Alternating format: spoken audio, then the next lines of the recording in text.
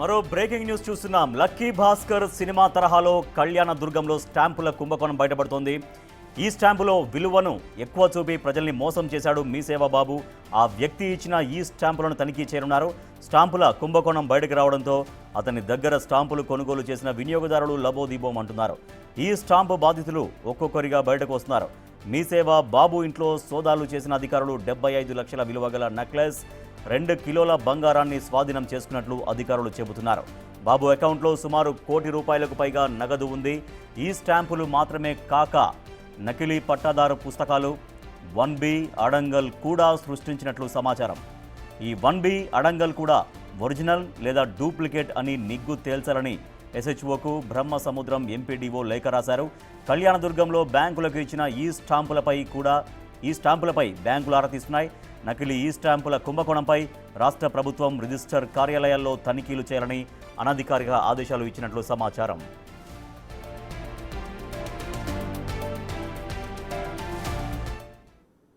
నాకు readymade shop ఉంది. ఆ షాప్ కోసం ఈ సంవత్సరం ఫిబ్రవరి నెలలో లోన్ కోసం తీసుకున్నా. గత 2 రోజులుగా వ్యక్తిగత ట్రోళ్ళతో ఉంచండి మీసేవ బాబు గురించి.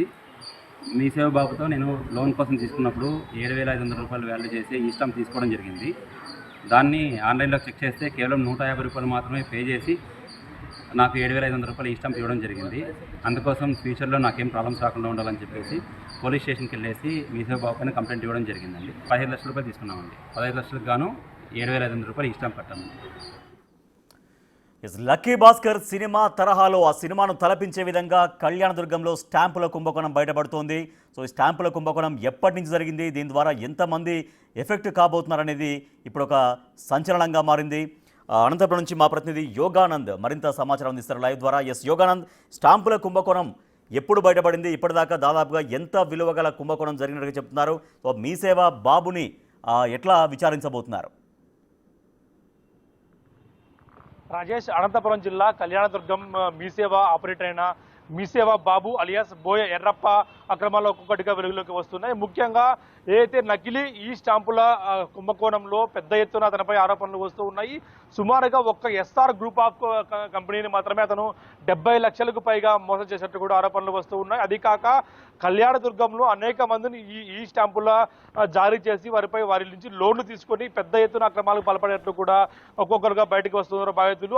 అది మాత్రమే కాక అనేక కుంభకోణాల్లో కూడా మీసేవ బాబు పాత్ర ఉన్నట్టు కూడా స్పష్టంగా మనకి పోలీసులు ఇప్పటికైతే సమాచారం అందిస్తూ ఉన్నారు. అతని ఇంట్లో సుమారుగా భారీగా బంగారాన్ని, నగదు కూడా అతని లాకర్లో కూడా బయటకు వచ్చినట్టు కూడా మనకు సమాచారం అందుతూ ఉంది. అదేవిధంగా ఏదైతే SR కంపెనీని మోసం చేశాడో దానిపై ఒక రకంగా చూసుకుంటే అయితే బాండ్ల విలువను పెంచడం ద్వారా కూడా ఈ స్టాంపుల కుంభకోణం చేసేట్టు మనకు స్పష్టంగా అర్థమవుతుంది. ఎవరైనా తన దగ్గరికి వచ్చి బ్యాంకులకు సంబంధించి ఈ స్టాంపులు కావాలని వస్తే అది కేవలం ₹100-150 స్టాంపులు జారీ చేసి అందులో మాత్రం 1,00,000, 10 లక్షలు, కోటి ఇలా ఎవరికి ఎంత అవసరం ఉందో అంత విలువను మాత్రమే అక్కడ జోడిస్తూ ఈ స్టాంపులు జారీ చేస్తున్నట్టు కూడా అధికారులు గుర్తించారు. అయితే గత 2 రోజుల క్రితం బాబుని మీసేవ బాబుని అదుపులోకి తీసుకొని మరిన్ని వివరాల కోసం అతని భార్యని అతనికి సహకరించిన మరో 2 కూడా అదుపులోకి తీసుకొని ప్రశ్నిస్తున్న సమాచారం అందుతుంది. ఇప్పటికే అతని ఇంట్లో సోదాలు చేయగా అనేక భారీగా బంగారం, నగదు కూడా పట్టుబట్టు మనకు సమాచారం అందుతుంది. మొత్తంగా చూసుకుంటే మీసేవ బాబు అక్రమాలు ఒక్కొక్కటిగా కూడా బయటకు వస్తూ ఉన్నాయి. ఇందులో ప్రధానంగా ఎమ్మెల్యే కంపెనీని, కళ్యాణదుర్గం ఎమ్మెల్యేనే మోసం చేయడం అంటే సామాన్య విషయం కాదు. పెద్ద పారిశ్రామికవేత్తగా కూడా ఆయన ఉన్నారు. అయితే ఆయన కొంత అయితే సంబంధించిన పనుల కోసం బ్యాంకు నుంచి లోన్ కావాలి. ఆ బ్యాంకు లోన్ కోసం అయితే మీసేవ బాబు దగ్గర కొంత మొత్తం కూడా ఈ స్టాంపులు కొనుగోలు చేస్తాడు. ఆ ఈ స్టాంపుల్లో కూడా ఎవరికి అనుమానం రాకుండా కాపీ అండ్ పేస్ట్ ద్వారానే ఇదంతా కూడా బయటకు వెళ్ళి తెలుస్తోంది. సుమారుగా 70 లక్షలు ఒక ఎమ్మెల్యే కంపెనీని, ఆ తర్వాత వేరే వ్యక్తులను కూడా మోసం చేసినట్టు కూడా బాధితులు బయటకు వస్తూ ఉన్నారు. మొత్తంగా చూసుకుంటే పెద్ద ఎత్తున ఇంకా బయటపడే అవకాశం కనిపిస్తోంది. రాజేష్, అయితే ప్రస్తుతం చూసుకుంటే దాదాపుగా ఆయన దగ్గర ఎంతమంది ఈ స్టాంప్స్ కొన్నట్టుగా తెలుస్తోంది? సో వాళ్ళందరూ ఇప్పుడు బాధితుల యొక్క వర్షన్ ఏంటి, వాళ్ళ బాధ ఏంటి, వాళ్ళ గోడ ఏంటి? బాధితులంతా కూడా ఒక్కొక్కరుగా బయటికి వచ్చి ఈ అయితే మీసేవ బాబు దగ్గర ఎవరైతే కొన్నారో వారందరూ కూడా ఒక్కొక్కరుగా బయటికి వచ్చి అయితే స్టాక్ హోల్డింగ్ సంస్థలో మేము కొన్న బాండ్ నెంబర్ టైప్ చేయగానే దాని విలువ బయటకు వస్తుంది. అయితే మేమైతే దీన్ని 1,50,000 కొన్నాం, కానీ ఇతను 150 రూపాయలు మాకు స్టాంప్ పేపర్ ఇచ్చాడు అంటూ కూడా వారు చెప్తున్న పరిస్థితి ఉంది. ముందు జాగ్రత్తగా వారంతా కూడా పోలీసు కంప్లైంట్ ఇచ్చి పోలీసు ద్వారా ఎఫ్ఐఆర్ నమోదు చేయించుకుంటూ ఉన్నారు.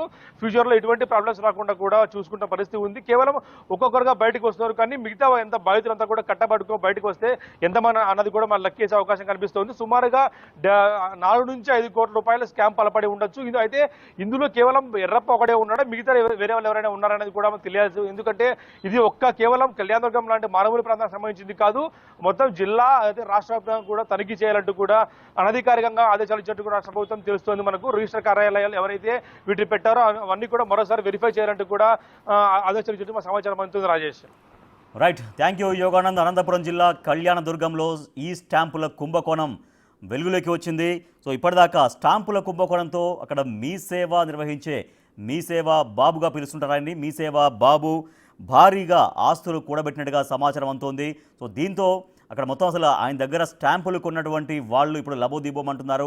వాళ్ళకి 150 రూపాయలు 200 రూపాయలు స్టాంపులు తీసుకొని దాన్ని లక్షల రూపాయల విలువ చేసే విధంగా స్టాంపులు అమ్మినట్టుగా ఆయన ఒక కుంభకోణానికి పాల్పడి ఒక భారీ కుంభకోణానికి పాల్పడి భారీగా ఆస్తులు కూడబెట్టారని సమాచారం. సో అధికారులు ఆ ఇంట్లో తనిఖీలు చేయగా భారీగా బంగారం కూడా స్వాధీనం చేసుకున్నారు, భారీగా నగదు కూడా పట్టుబడినట్టుగా మనకు సమాచారం తెలుస్తోంది.